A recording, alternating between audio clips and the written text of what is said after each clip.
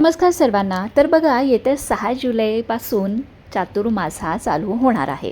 या चातुर्मासामध्ये एक व्रत जे गोपद्म व्रत आहे ते बरेच महिला हे गोपद्म व्रत या चातुर्मासामध्ये करत असतात. हे व्रत आपल्या अखंड सौभाग्यासाठी, लक्ष्मी टिकून राहण्यासाठी, घराची भरभराट होण्यासाठी, आपल्या नवऱ्याची आणि मुलांची प्रगती होण्यासाठी हे व्रत तितकंच प्रभावी आहे. हे व्रत दरवर्षी केलं जातं या चातुर्मासामध्ये आणि दरवर्षी याचं उद्यापन पण केलं जातं. हे व्रत तुम्ही कायमस्वरूपी करू शकता किंवा 5 वर्ष सलग हे व्रत केले जाते. हे व्रत कोणतेही महिला आपल्या घरी हे करू शकते.